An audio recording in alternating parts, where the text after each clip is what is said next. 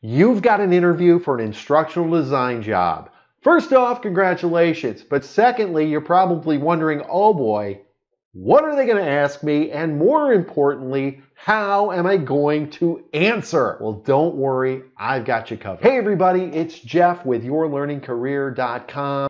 I have been in your shoes. I know what you're going through. How do I know? Because I am a senior instructional designer for a Fortune 5 company. And how did I get this job? I had to interview for it. And not just this job. As part of the job search process, I was interviewing at lots of different companies. So what I have for you today are 10 questions that I heard as I was going through interviews. These are questions you should be prepared to answer. By the way, I also have a cheat sheet.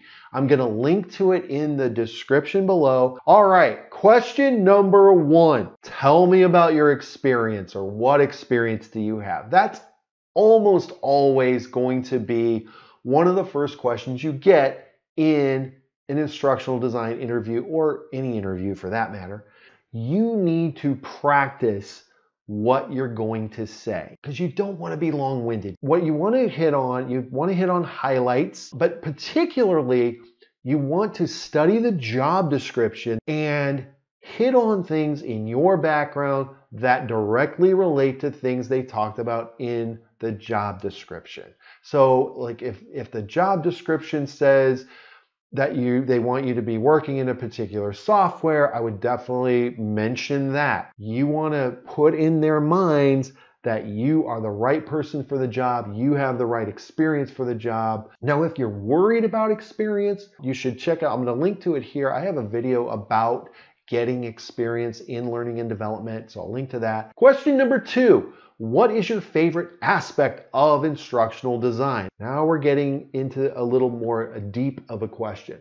This question helps in a couple of different ways. One, it helps them to see how much you actually really know about instructional design, but it also gives you a chance to talk about what is your favorite aspect. I just answer it honestly. Like for me, personally, the creative part. That's what I love about instructional design. So that's what I'll talk about. But not only do you want to talk about what is your favorite, but you should talk about why it's your favorite.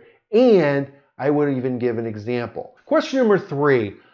There's usually going to be some kind of question about subject matter experts. So they might ask how you work with subject matter experts, but another thing they might ask with subject matter experts is how do you deal with a difficult subject matter expert? If you have an example, but that you definitely want to be ready with an example. Now, when I talk about difficult subject matter experts, honestly, most of the subject matter experts I have worked with have actually been really great people. The biggest difficulty that I've had is just sometimes they're really busy and they don't respond. So that's usually the example I talk about is I say, well, yes, I have had difficult subject matter experts in that, I would ask them for information and I didn't get it back when I needed it. And the main thing I want to get across when I tell this example is my empathy for them. Like I never, you don't want to badmouth the SMEs.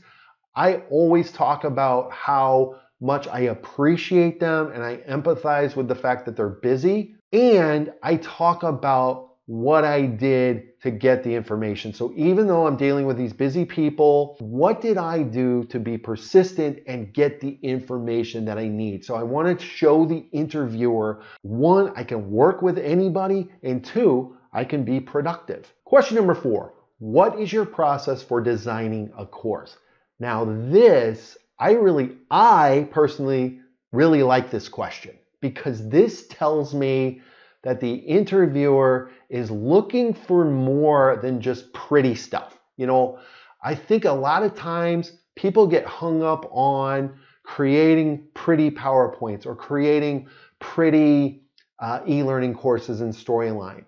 But while those skills, the visual and the graphic design skills, yes, those are great skills to have, and yes, they will help you get jobs. But if you're really serious about instructional design, you are thinking about not just how the course looks, but you're thinking about the outcomes for your learners. And so I use this question to really emphasize that I am a true instructional designer. Like, yes, I can make things look nice, but before I even get to that point, I'm thinking about the learner.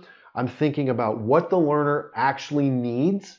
I'm thinking about what I want the learner to be able to do. And so when I answer this question, I'll pick a project where I had a very clear idea of where I wanted the learner to go after they took my course. That's what I would really emphasize here. Related to this, question number 5, are you familiar with blank process or blank ID process? Probably the most common one they're going to ask about is ADDIE. I say this is related to the previous questions because that could be how you answer it as well. When you talk about your process, you might mention, oh, I use the ADDIE process. And then in this question, they're asking about a specific model. Now, most of the time in the job description, it's going to say what model they are expecting you to be familiar with.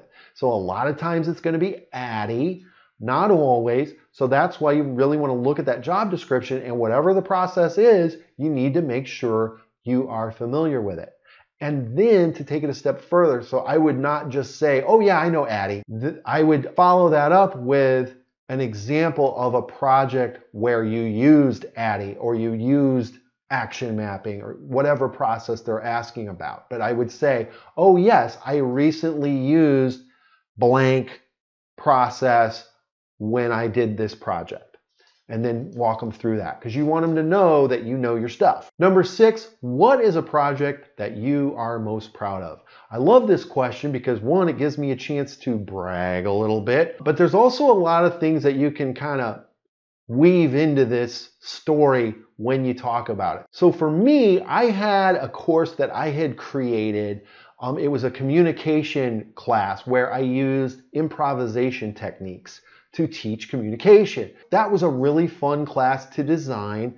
It was a very unique idea. And so I used that as an example when I answered this question because it was something that piqued people's interest. If you've got a project like that that really highlights your creativity and your ability to think out of the box, you definitely want to talk about that. And then the other thing I would look for when you answer this question is, what were the outcomes?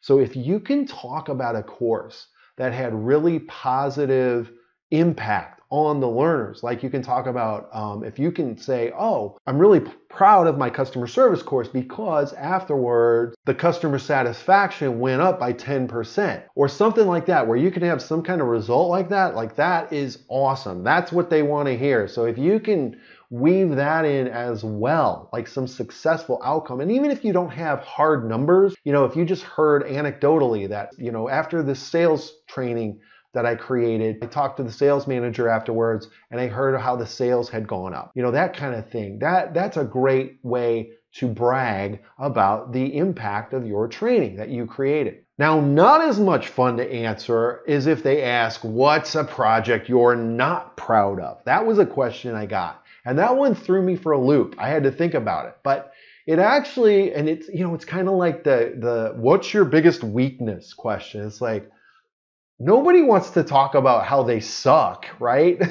But it is a good opportunity for you to show how you have grown in your career. So what I look for, if they ask you this, if they ask you about a project that wasn't good, look back to early in your career. That's what I did. Like, I talk about an e-learning project. Like one of my first e-learning projects was a safety course, and it was boring. It was read, click, read, click, read, click, read, click. So that's the example I use. But then I talk about how far I've come. Talk about the lesson you learned from the lousy project. Question number 8. A common question you're going to hear is, what kind of software do you use? What tools are you familiar with? You might even be asked about a specific tool. Hey, are you familiar with blank?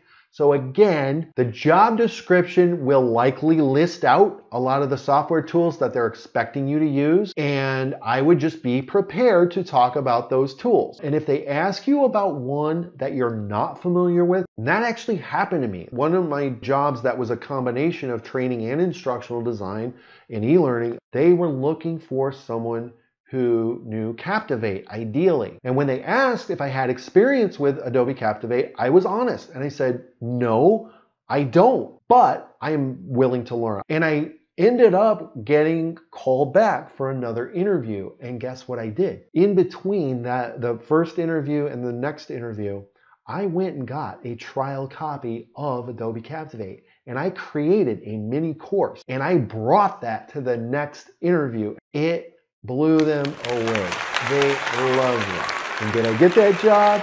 Yes, I did, and ended up working there for 9 years. So don't worry if you don't have experience in every single software they list out. You can do, if it's one in particular that you know they're really interested in, you can do what I did and show some initiative and learn it. Also, like I said, like if they like you, and that's the one thing, like if they've seen that you've got experience with similar software, chances are you're gonna be okay. Question number 9. Now we kind of talked about this, but how do you measure the success of your training? This might come up.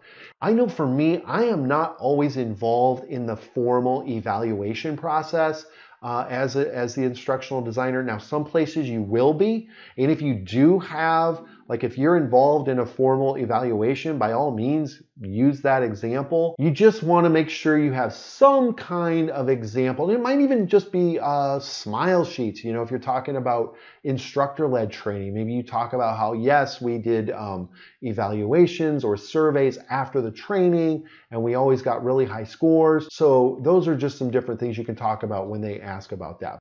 Question number 10. Walk me through an example or show me samples of your work. So this is where your portfolio comes in.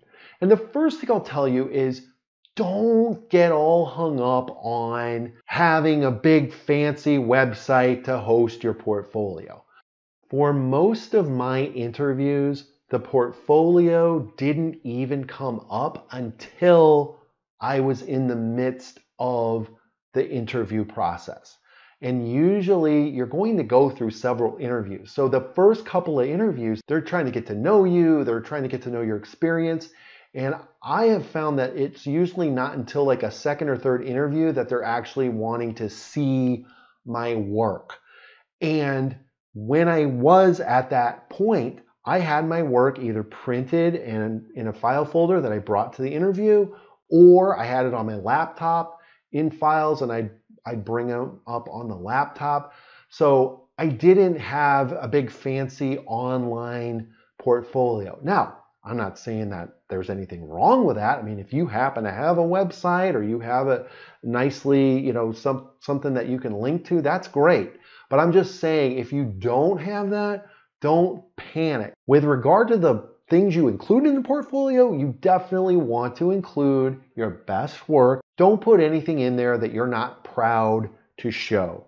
If you have second thoughts or if there's something you're like, I don't really like this one, you probably ought to leave it out. So yeah, you want to have your best work in there, and you want to have a variety of examples. Like, don't just put e-learning in there, because most instructional design jobs, yeah, e-learning might be a part of it, but they're probably also looking for someone who can work on instructor-led courses or webinar, web-based courses, all kinds of different things. So you need to show that you can do a variety of projects, not just e-learning. I would also include examples of your analysis, like the types of questions you ask or things that show the process that you go through to design a course and not just the course itself. So those are just a few tips I have around your portfolio. But the main thing is just make sure you have a good variety of things.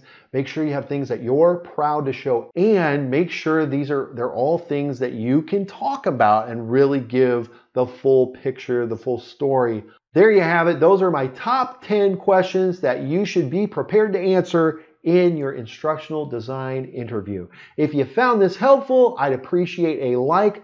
I'd also love to hear from you in the comments. If you have heard other questions asked in the ID interview, share them in the comments. Also, don't forget, I'm going to link to my cheat sheet in the description. That's going to be a free resource for you that you can use to prepare for your interview. I'm also going to link to some other helpful articles and videos to help you out in your overall job search. So check all that out in the description below. And as always, I thank you for watching. We'll see you next time.